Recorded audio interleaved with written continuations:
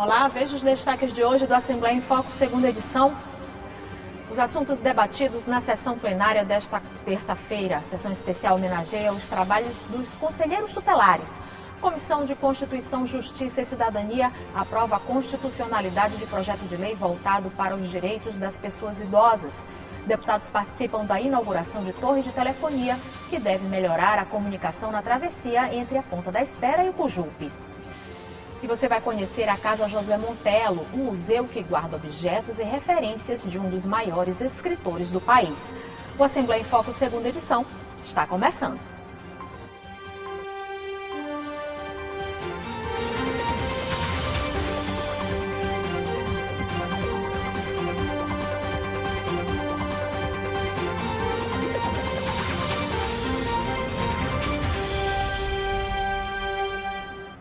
Na sessão plenária de hoje, entre os assuntos tratados, os deputados debateram sobre o Dia Nacional da Alfabetização, o Círio de Nazaré no município de Viana e o fortalecimento da Polícia Militar. A deputada Mical Damasceno abriu os pronunciamentos e repercutiu o Dia Nacional da Alfabetização, defendendo garantias para a educação pública de qualidade, além do incentivo ao domínio pleno da língua portuguesa. Logo em seguida, o deputado Zé Inácio tratou da assinatura da ordem de serviço para a construção da barragem Maria Rita, entre as cidades de Bequimão e São Bento. Barragem que vai interligar de Bequimão até São Bento, e beneficiar diretamente 6 municípios: Alcântara, Perimirim, Palmeirândia e Bacurituba. Essa barragem vai evitar a salinização das águas do campus, da Baixada, como também vai garantir água em abundância durante todo o ano.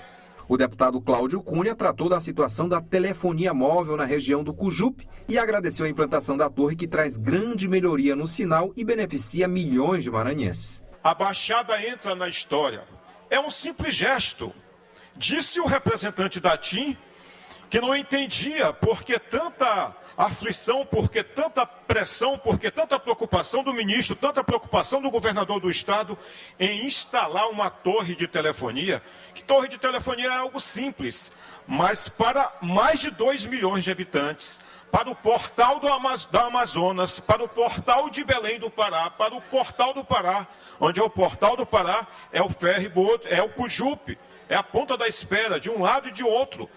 O Nordeste vai para Belém, vai para o Pará, através desses ferries, através dessa travessia. Então hoje o meu momento é de gratidão, meu Deus, gratidão ao governador Brandão, gratidão ao ministro das Comunicações. A deputada Ana do Gás abordou as conferências políticas do PCdoB, que vêm sendo realizadas em todo o país. Já o deputado Júlio Mendonça se posicionou sobre o Círio de Nazaré na cidade de Viana. O deputado Wellington do Curso denunciou agressão a uma criança com autismo na capital maranhense. E o deputado Carlos Lula se posicionou sobre o caso de uma pessoa envolvida em crimes recebidas no Ministério da Justiça. O que aconteceu, que foi relatado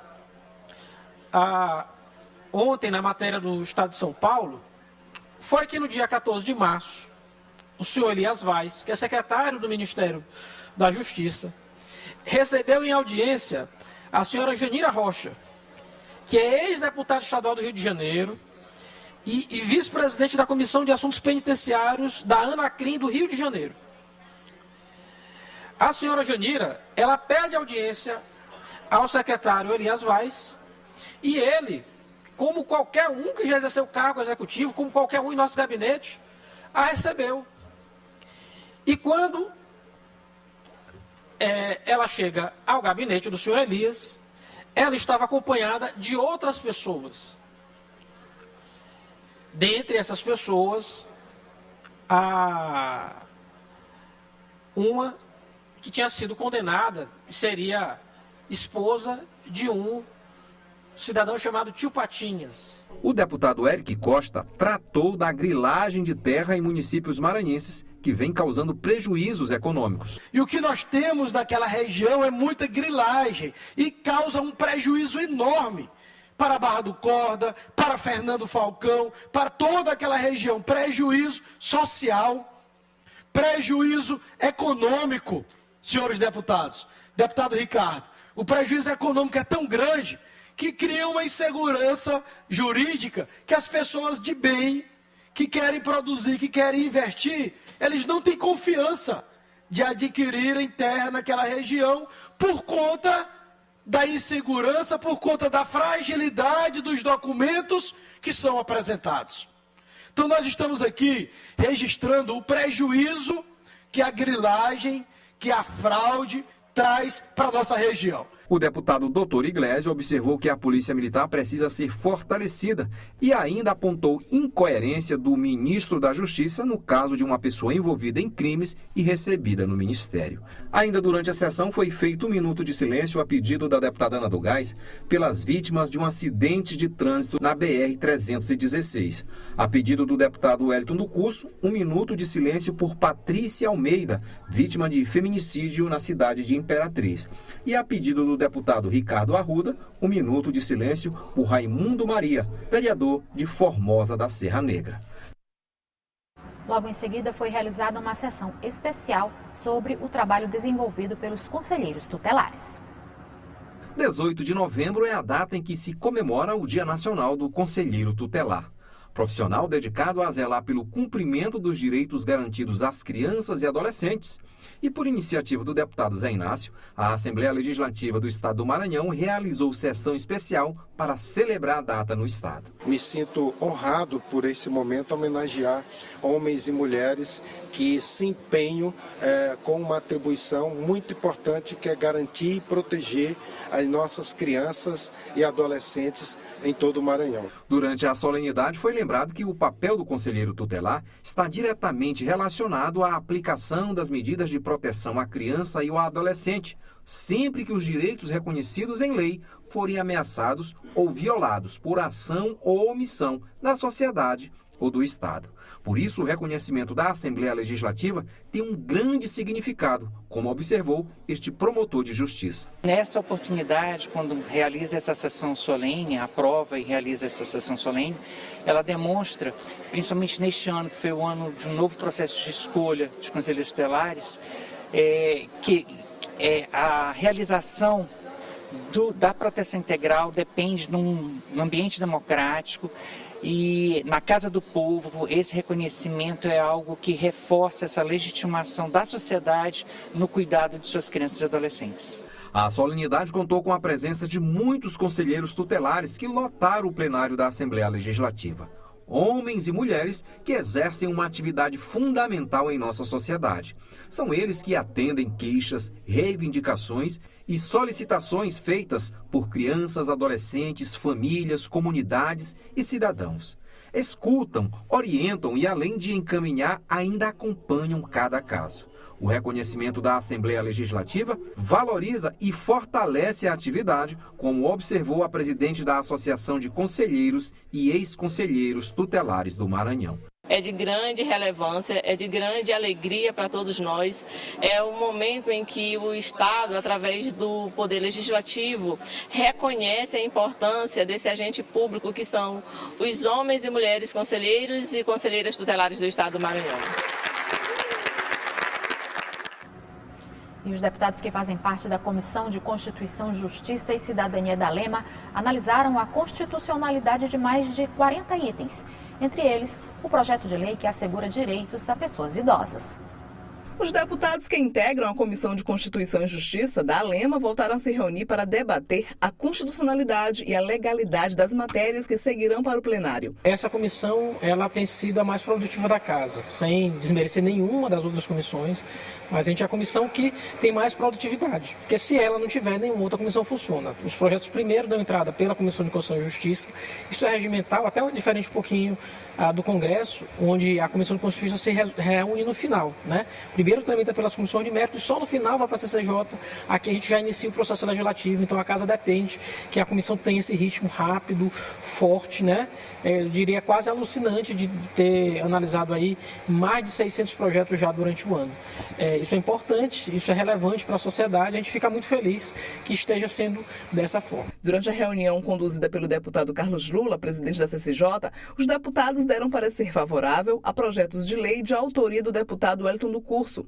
Um que institui a política de atenção e apoio ao envelhecimento ativo no Maranhão e outro PL que dispõe sobre o Outubro Dourado, dedicado às ações de conscientização sobre o envelhecimento humano e combate ao preconceito contra o etarismo. Feliz daquele que chegar na melhor idade, feliz daquele que for idoso, e nós temos que valorizar, nós temos que cuidar dos nossos idosos. É por isso que a Assembleia Legislativa tem esse olhar voltado para os idosos, e o professor e deputado Wellington do Curso tem um carinho especial e um cuidado com os idosos do estado do Maranhão. A CCJ também aprovou o projeto de lei de autoria do Poder Executivo que destina crédito especial para a Secretaria de Estado Extraordinária da Juventude, vinculada à Casa Civil. Um crédito suplementar à nossa Secretaria de Juventude, por ser uma secretaria extraordinária, para que ela possa implementar as suas políticas públicas, é preciso que haja uma aprovação de um crédito aqui na Assembleia Legislativa, que ele é destinado à Casa Civil, e por ser uma secretaria ligada à Casa Civil, a Casa Civil tem essa autonomia de poder fazer com que a Secretaria de Juventude coloque os seus projetos em prática. Teve também parecer favorável na comissão o projeto de resolução legislativa de autoria do deputado Carlos Lula, que concede título de cidadão maranhense ao doutor Newton Gripe. Ele foi o primeiro diretor do Hospital Traumatologia e Ortopedia e tem um serviço relevantíssimo, já é maranhense de coração, e agora vai receber esse título com certeza, porque vai ser encaminhado agora ao plenário da casa. É um título mais do que merecido e importante para ele poder receber e aí agora ser cidadão maranhense de fato. Também participaram da reunião da CCJ os deputados Fernando Braide, Dr. Iglesio e Glaubert Coutrin. E a Comissão do Meio Ambiente da Lema se reuniu com lideranças comunitárias para debater sobre a poluição do ar provocada por empresas do Distrito Industrial na capital.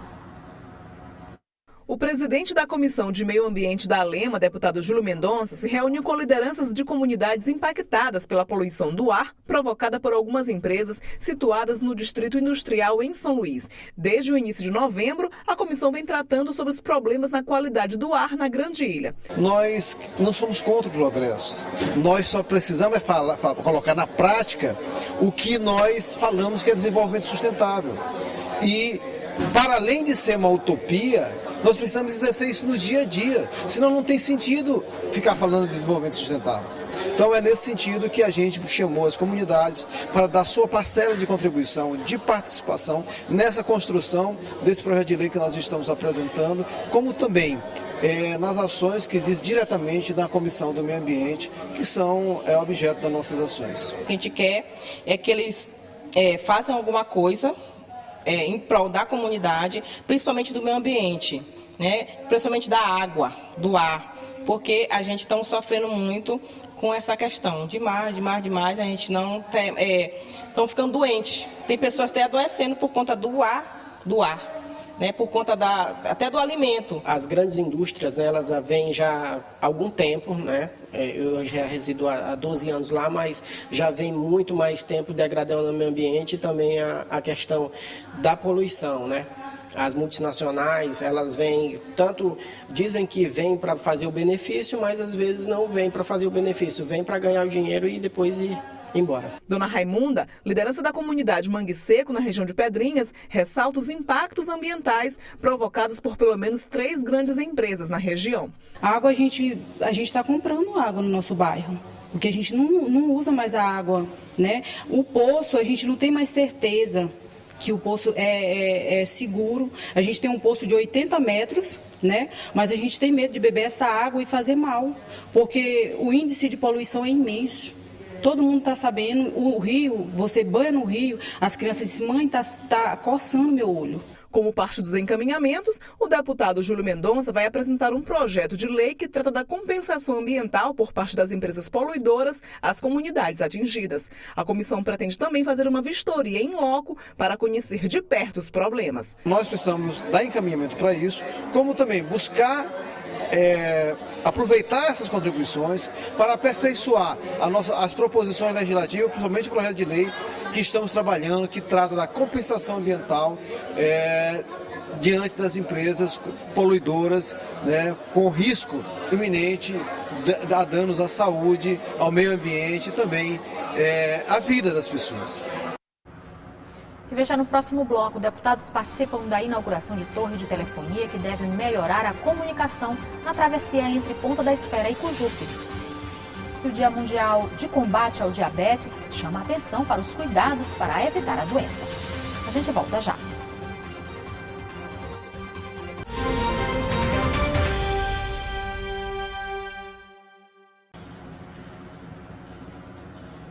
Deputados estaduais participaram da entrega de uma torre de telefonia móvel feita em parceria entre o Ministério das Comunicações e uma operadora de telefonia, que deve melhorar o sistema de comunicação e serviços oferecidos na travessia entre Ponta da Espera e Cujupe. As novas torres foram inauguradas pelo ministro das Comunicações, Juscelino Filho, e pelo governador Carlos Brandão, nos terminais Ponta da Espera e Cujupe. São resultado de uma parceria com uma das operadoras de telefonia que atuam no estado. Deputados estaduais acompanharam a solenidade, que prevê benefícios a mais de 1.800.000 passageiros do sistema de ferryboat. Que é um programa muito importante do governo federal, mais conectividade, trazendo aqui esse serviço de internet tão importante para a nossa Ponta da Espera. Aqui passam várias pessoas por dia e é necessário que eles tenham essa conexão com a internet para que possam também trabalhar, avisar a sua família e assim a gente fazer nosso estado avançar cada vez mais. Essa falta de telefonia móvel, de internet nesse trajeto até Cujupe sempre foi uma reivindicação nossa e que hoje é atendida, né? Uma parceria do governador Brandão com o ministro Juscelino, o ministro do governo Lula, com a TIM. Eu acho que isso vai nos trazer mais comodidade aos passageiros que estão no dia a dia trafegando entre a Baixada e a nossa capital.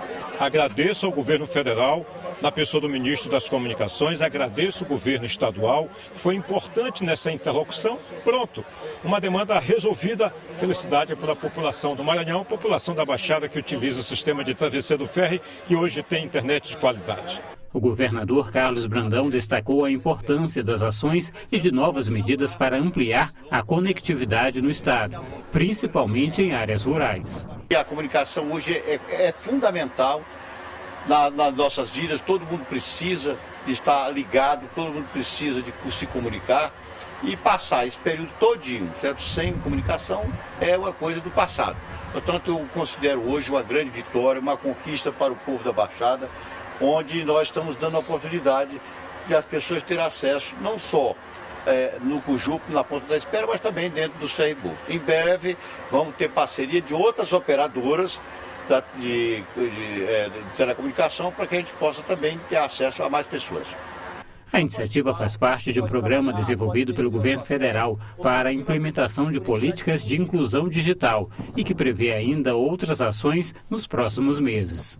De conhecimento do nosso estado, da importância, para essa região do estado, tanto o terminal aqui da Ponta da Espera como o terminal do Cujupe, onde passa aí milhões de maranhenses, como bem destacou o governador, e milhares de veículos interligando essa região importante do nosso estado. Eu quero aqui primeiro agradecer a parceria do governo do estado do Maranhão, a parceria da IMAP, aqui também o presidente Gilberto, da empresa TIM, como foi colocado aqui, que foi a responsável pela implantação da infraestrutura nesse primeiro momento, que vai propiciar também, quem sabe em breve, outras operadoras estarem utilizando dessa infraestrutura para estar colocando o sinal à disposição da população. Então, um avanço importante de inclusão digital para todos esses que fazem essa utilização aqui dessa travessia e não tinham à disposição a internet, a comunicação. Então, com certeza, isso é uma ação de impacto real e imediato na vida de todos esses maranhenses que utilizam esses terminais aqui. Hoje é o Dia Mundial de Combate ao Diabetes, doença que atinge mais de 16 milhões de pessoas em todo o mundo. Os especialistas explicam que é necessário acompanhamento médico e o combo alimentação saudável e atividade física para melhorar a qualidade de vida e evitar o problema. Marina, há mais de 20 anos, convive com a diabetes, doença que atinge mais de 16 milhões de pessoas no Brasil, o quinto país com maior incidência da doença no mundo. É como se fosse uma balança que você tem que estar equilibrada. Aí uma questão cultural, você gosta de comer juçara, gosta de comer feijoada, gosta de comer o guisadão, e você não pode, exagerar, ou seja, o que é recomendado pelos médicos que você tem que fazer 3 refeições durante o dia, e essas refeições por uma porção pequena, mais frutas, não ingerir muito carboidrato, não ingerir produtos industrializados. Ela sabe dos cuidados que deve ter com a saúde, mas também é consciente da atenção que o poder público deve ter com os cidadãos diabéticos, dever determinado por leis. As pessoas que sofrem, né, dessa patologia, que tem esse distúrbio, precisa realmente cobrar os seus direitos, precisa procurar uma Assembleia Legislativa, a Câmara Municipal, precisa colocar a boca no trombone, né? Precisa procurar a imprensa e falar, né, que existem esses direitos e que esses direitos, às vezes, eles não são exercidos. No Maranhão, existe um pacote de leis aprovadas pela Assembleia Legislativa e sancionadas pelo governo do estado que beneficiam pessoas que sofrem de diabetes. Entre elas, a Lei Estadual 10.927, que obriga supermercados e estabelecimentos similares a acomodarem produtos alimentícios destinados a pessoas com diabetes.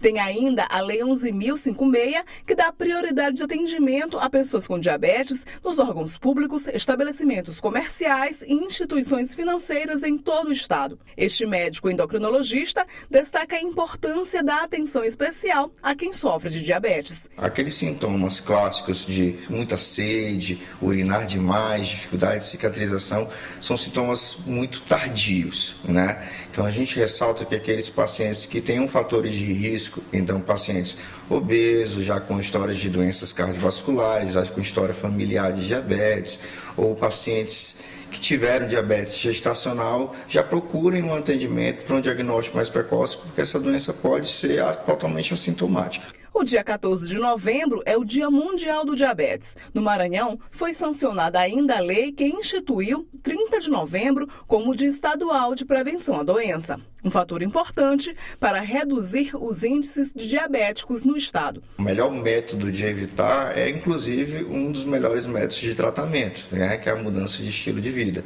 A gente ressalta que esses pacientes precisam de uma atividade física regular, no mínimo 3 vezes por semana, uma alimentação bem limpa de industrializados, com pouco açúcar refinado, muita fibra, muita proteína. E esse, além de evitar, né, a gente consegue muitas vezes melhorar o perfil desse paciente diabético através da alimentação e da atividade física. A Escola do Legislativo está oferecendo aos servidores da Lema orientações sobre planejamento em contratações baseado na nova legislação. As mudanças na nova lei das licitações, principalmente a parte sobre planejamento de contratações, foi o tema principal do curso ofertado pela Escola do Legislativo aos servidores do Parlamento Estadual. Este instrutor observou a necessidade da atualização para quem trabalha na área. Como temos hoje uma nova lei já em vigor, então essa lei trouxe ritos, ela trouxe novas etapas para poder se concretizar na hora de se realizar um processo de licitação. Então, o órgão, o gestor, a autoridade máxima do órgão tem que aplicar a legislação na íntegra, né? Como, por exemplo, hoje existe a possibilidade, com a nova lei, vai existir a possibilidade de se criar o PCA, que é o Plano de Contratação Anual. Isso é uma ferramenta de planejamento para o órgão, né? Hoje é obrigatório também, a partir dessa lei, o ETP, o Estudo Técnico Preliminar, né? Que também praticamente quase todas as contratações, né? Será obrigatório esse Estudo Técnico Preliminar, que não é nada mais, nada menos do que uma ferramenta de planejamento daquela contratação, onde vai ser identificado o problema que o órgão está se passando, da necessidade daquele objeto, e no final essa ferramenta ela vai dizer qual será a melhor forma de se contratar aquele objeto. O curso é voltado para os servidores que atuam no planejamento da contratação, como é o caso da Tainara, que trabalha na diretoria administrativa da Assembleia Legislativa. A gente está se adaptando desde agosto, que quando saiu a nova resolução, e estamos nos adequando, né, até a anterior ser extinguida. Aí a gente vai usar de fato a nova resolução. Esse curso é voltado para os servidores aqui da Alema, principalmente os que lidam com o planejamento da contratação, que é uma das fases ali da licitação. A gente proporcionou esse treinamento a pedido da CPL para que, em virtude da nova lei de licitações, esses servidores fossem atualizados e a gente conseguisse gerar mais eficiência nas compras públicas e mais transparência nas compras públicas aqui da Alema. A atualização sobre a nova legislação é importante porque o procedimento licitatório garante que as contratações sejam feitas de forma imparcial e buscando o que é melhor para a administração e para a sociedade, como destacou este outro instrutor do curso. Nova lei, nós tivemos principalmente aspectos de planejamento. A nova lei, diferente da anterior, que tratava mais de ser rigorosa nas etapas de licitação e execução, a nova lei não. Ela trouxe parâmetros, principalmente nessa parte de planejamento. A exemplo do plano de contratação anual, a exemplo de remodelagem de alguns requisitos do próprio termo de referência e, principalmente, gerenciamento de risco e estudo técnico preliminar. Você vai ver no próximo bloco os serviços que vão ser suspensos durante o feriado da Proclamação da República. E veja também a Casa Josué Montelo, um museu que guarda objetos e referências de um dos maiores escritores do país. A gente volta já.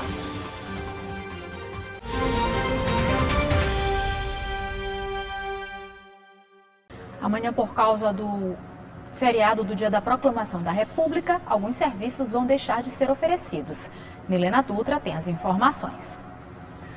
Olá, pois é mais um feriado durante a semana, desta vez feriado de 15 de novembro, feriado nacional da Proclamação da República. E fique de olho aí nos atendimentos, porque neste feriado algumas instituições e estabelecimentos não abrem. O comércio vai funcionar de forma normal, pode funcionar normalmente, aí vai da decisão de cada lojista, segundo a Federação do Comércio. As lojas da Rua Grande e de outros centros comerciais da região metropolitana de São Luís, por exemplo, podem funcionar das 8 da manhã às 6 da tarde. As lojas dos shoppings podem abrir das 10 da manhã às 10 horas da noite. Lembrando que farmácias e supermercados podem abrir normalmente porque são serviços essenciais para a população.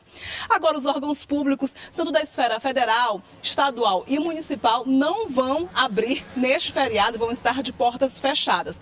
Bancos, casas lotéricas e agências dos Correios também não vão realizar atendimento. Os clientes de banco devem usar aí os aplicativos, Internet Bank e os caixas eletrônicos. Agora, serviços essenciais, importantes, imprescindíveis para a população, como hospitais de urgência e emergência e também as delegacias, vão realizar atendimento de forma normal. Estas são as informações com relação aos atendimentos neste feriado.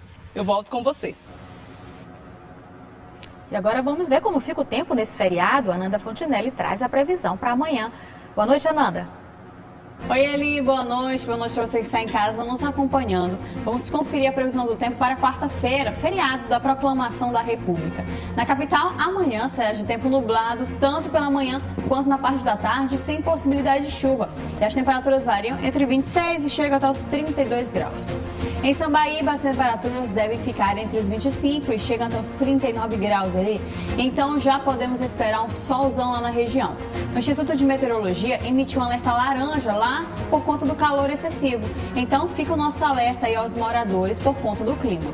Já na cidade de Alcântara, para a gente encerrar, o clima por lá está parcialmente aberto desde o início da semana. O clima lá está entre 27 e chega até os 32 e deve continuar assim durante toda a semana. É isso ali, amanhã a gente volta a se encontrar. Até lá! No centro de São Luís, um casarão guarda objetos e recordações de um dos maiores escritores brasileiros, o maranhense Josué Montelo.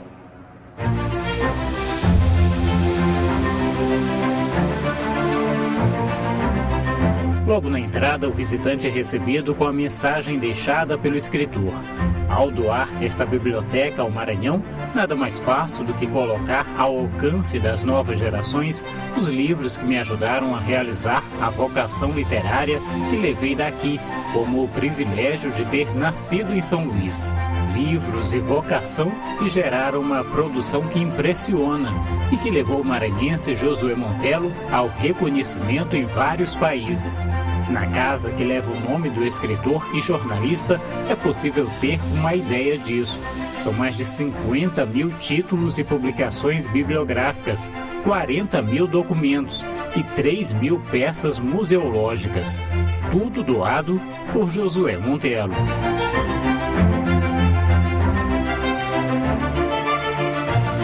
São verdadeiras relíquias guardadas nesta casa, que fica no centro de São Luís. Aqui nesse salão, por exemplo, são realizadas exposições durante o ano inteiro, como essa, que fala da relação entre Gonçalves Dias e Josué Montello, inclusive com obras raras, como revistas da época da Academia Brasileira de Letras. São várias publicações que demonstram a relação de admiração, como o programa do primeiro curso na instituição e o livro com 20 histórias curiosas sobre o poeta. O passeio pela vida pessoal e profissional de Josué Montello inclui ainda documentos importantes. O manuscrito do primeiro livro lançado em 1941, correspondências com outros autores reconhecidos, ofícios e declarações de quando ocupou cargos de representação internacional e como presidente da Academia Brasileira de Letras. Bem, a Casa de Cultura Josué Montello, com 40 anos de fundação, ela vem desenvolvendo atividades, oferecendo como uma instituição de cultura 3 tipos de espaços na casa, que é o espaço bibliográfico, que são os livros que pertenceram ao próprio Josué Montello e também de outros escritores, outras pessoas que nos doaram, para pesquisa e também para a leitura das pessoas que nos procuram. Nós também temos o acervo arquivístico, que são buscados pelos pesquisadores, voltados para a vida do próprio Josué Montello, e principalmente o nosso museu, que é um atrativo para todas as faixas etárias, e as pessoas encontram nesse museu justamente tudo aquilo que pertenceu ao escritor, desde a parte de vestuários, fardões, as condecorações, os objetos pessoais dele. Então é uma instituição que oferece 3 tipos de acervo para os pesquisadores, os leitores e os nossos visitantes. Conhecendo um pouco mais, é possível visitar ainda este espaço que reproduz a sala do apartamento de Josué Montello, com todos os itens e posições originais. Fotografias, o último fardão, a máquina de escrever, a paixão pelas caricaturas e charges. Estilo de vida que buscou a valorização do conhecimento e que ainda hoje desperta interesse e serve de fonte para pesquisadores de diversas áreas. Sim, essa foi a maior preocupação. Quando ele foi homenageado com a criação dessa instituição, que é uma instituição na cultura pública, e que ele teve a preocupação de doar por livre e espontânea vontade esse acervo, a grande preocupação dele era oferecer ao público maranhense tudo aquilo que ele não obteve quando na adolescência, ou seja, uma biblioteca com livros, com acervo de qualidade, um atrativo cultural que aumentasse o conhecimento das pessoas, dos jovens principalmente. A Casa Josué Montello fica na Rua das Hortas, no centro da cidade, e abre as portas para visitação pública de segunda a sexta-feira, das 8 da manhã às 6 da tarde. Um passeio literário imperdível para maranhenses, estudiosos e turistas também.